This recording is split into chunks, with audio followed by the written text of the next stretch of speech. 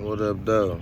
All praises go to the Most High, man. It's your boy Trail, man. And today, I wanna help us get a better understanding of worrying and why it is so negative and so bad on our mental health, on our emotions, on our soul. It's not good at all, and it's something that everybody do. Some of us do it way more than others. It could come off as like anxiety attacks, or regret, because to me, worrying has many different shades. You know what I mean? Because I read this thing one time. Matter of fact, my man's told me, my brother, Oskiana, he had told me one time, when you living in the past, you living in regret. And when you living in the future, you living in worries, So the best thing to do is live in the now, live in the present, That's the gift. That's the gift of God. Now, the present. So it's like, we have to really make a conscious effort to dull down the worrying, to increase the belief, increase the faith, because to worry is only to doubt yourself or to doubt the Most High, and that's how you gotta look at it. Because one thing we all know, proper preparation prevents poor performance. It's the 5 P's. Proper preparation prevents poor performance. So with that being said, if you know you've been training, if you know you've been working hard, if you know you've been on your P's and Q's with your due diligence, it's like, what's to worry about? What's to worry about? Because I was listening to this Bible verse yesterday, and I was just listening to some random stuff. It was just inspirational Bible verses. I be trying to be in the religious text as much as possible because I know it has a lot of wisdom and a lot of knowledge. And, we should all brush up on old things that we have read before, because you're not the person that you was then when you read it before. Even if one day go by, you a day older. Yeah, you got a whole extra day worth of experiences that could change your perception, change your point of view. And when you read things, your interpretation goes off of your perception or your point of view, So a lot of times, if you read something and it was real impactful on your life, you should try and read it again. I have read the Bible a couple of times, just due to, the Most High really put me in positions to read the whole Bible in the morning.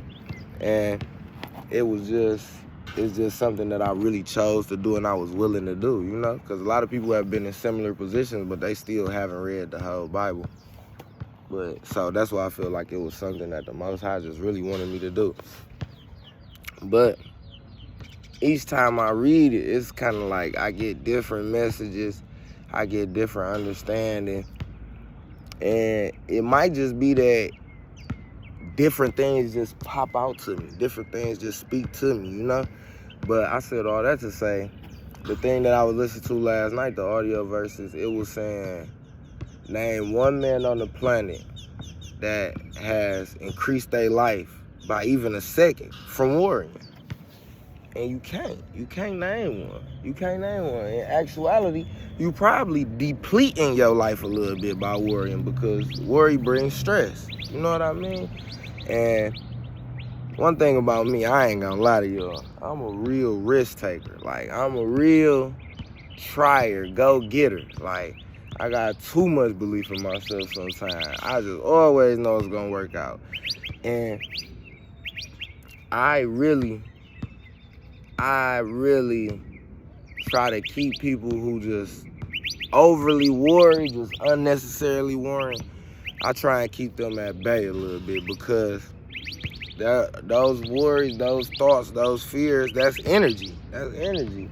And the more you worry about something, even if you're worrying about it and you feel like you're worrying about it in a positive way, it's no positive way to worry. We need to all get that out of our head. There's no positive way to be worried. It's not. It's not. There's nothing good that could come from worrying. There's no positive way. You could worry about your money all day. You're not going to get one extra cent in your bank account from worrying about your money. You could worry about your kids all day. You're not just going to stop your daughter from doing that thing that you want her to do, that you don't want her to do, from worrying. You're not going to stop your son from doing the things that you don't want him to do from worrying. How do you stop those things? Proper preparation prevents poor performance. So what you must do, you must educate. We must teach each other. So then we don't gotta worry. I don't gotta worry if I know I taught you the right shit to do. You know what I mean? What do I gotta worry about? And if I do choose to worry, hopefully the Most High can bring me some peace, because I will reflect and I will realize that I have taught you everything that I could teach you. I did all I was supposed to do. I properly prepared you to perform well.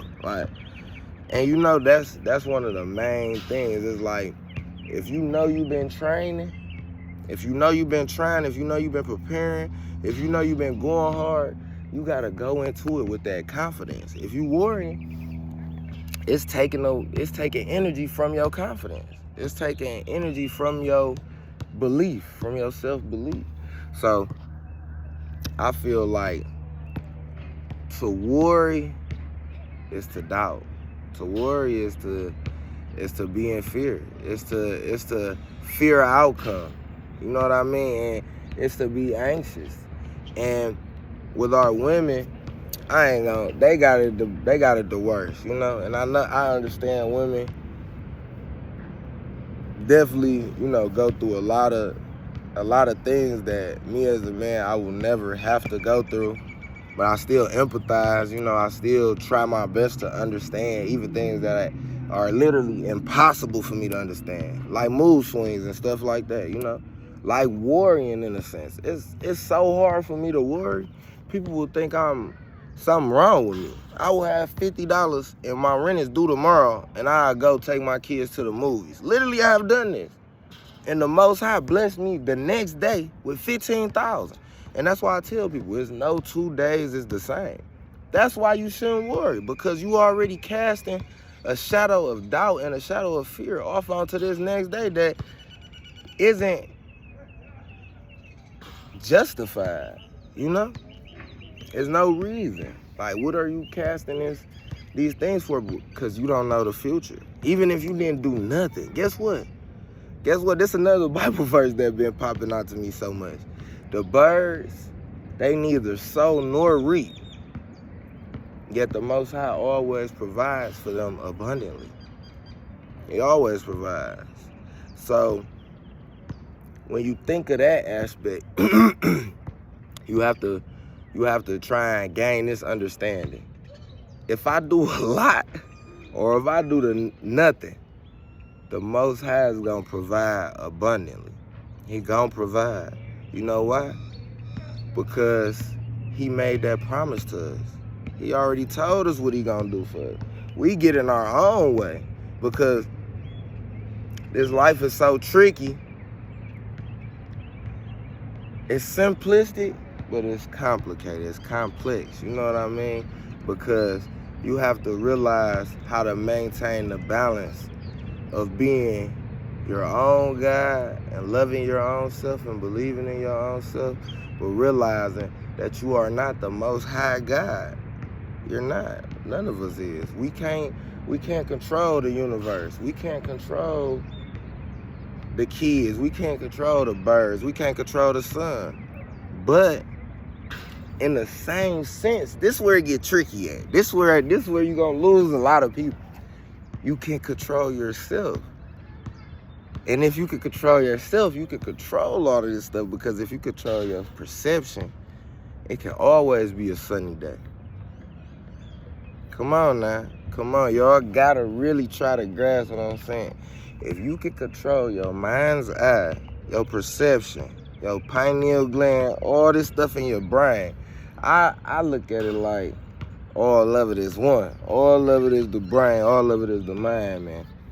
And when you meditate, try and meditate. And one of your affirmations, try and make it I am using my whole body, I am using my whole mind, and I am using my whole soul. You know, because they try and tell us we only use 20% of our brain. I don't know about that. And if it's only normal for people to use 20% of their brain, I done meditated and prayed to God so much to use my whole brain that, you know, I got faith. I got faith I'm using mine. I got faith I'm actively building this muscle, my mind muscle, my mental muscle. The same way you get up and do push-ups or you get up and jog and build thigh muscles and calf muscles and all this stuff. Same way you could do mental exercises and build your mind's muscle. Me, I'm a numbers guy, so most of my mental exercises come from numbers, you know? I look at license plates all day and add them up and come up with different frequencies or different outcomes. Cause I can look at a license plate and get 30 different numbers because I can multiply the numbers, I can add the numbers, I can subtract the numbers, I can take some and multiply them and divide it. Like it's infinite possibilities what you could do with numbers. So that's my most mental exercise that I do throughout the day. That's the most thing that I do throughout the day. So it's like we have to realize everything is a muscle. And if you out here flexing this worry muscle all day, I'm talking about your worry muscle is Arnold Schwarzenegger level. Like, all you do is worry. And that you feeling like your worries keep coming true, or the things you worrying about you not getting. But that's because you gotta try and detach from those worries, man. You gotta try your best to detach from those worries. So you can be grateful. Because you can't worry and be grateful at the same time. Like, a lot of these things are contradictory. We don't even understand. You can't be happy and mad at the same time. You can't worry and be at peace at the same time. You can't fear and understand at the same time. You gotta be in one. You can only exist in one at a time. So we gotta try our best. Like, my wife, you know, she a worrying Whitney.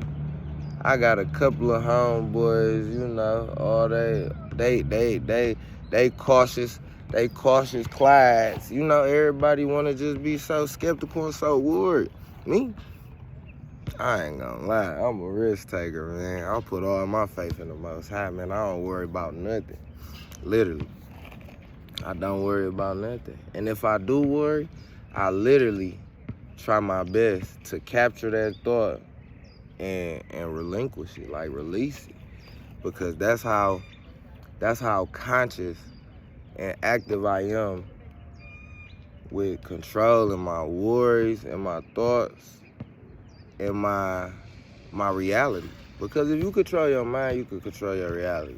If you can look at your $1,000 and say, this is plenty. This is plenty. I got plenty. I got more than enough. If you could look at your $1,000 and say that, that's your reality. But if you look at your $100,000 and say, man, this ain't shit. I gotta pay $20,000 rent this month. I gotta pay $5,000 car note this month. I gotta do this. Guess what? That $100,000 ain't gonna be shit, because your brain is creating your reality. You creating it. And the more you worry about it, the more you gonna be in a negative space, and the more bad decisions you gonna make. The more bad decisions you gonna make, that's gonna cause you to worry even more. So it's literally a cycle effect. It's a never-ending cycle, man. And all us out here that's feeling like worrying is saving your life, I'ma just say this, man. I'ma just say this. If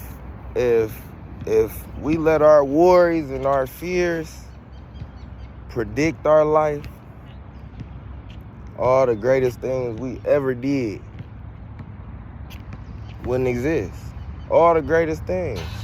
All of them. If we let fear and worries and caution predict our every move, you probably wouldn't have met that girl you met. You probably wouldn't have went and got that job you met, because you was worried about it. But you can't live off them worries. You can't let those worries influence your every decision. You know, and last thing I'm gonna say is all praises go to the Most High, man. I'm praying for all y'all. I love all y'all. And ain't no 2 days the same, man. No 2 days the same. You could go to sleep with $0 and wake up abundant.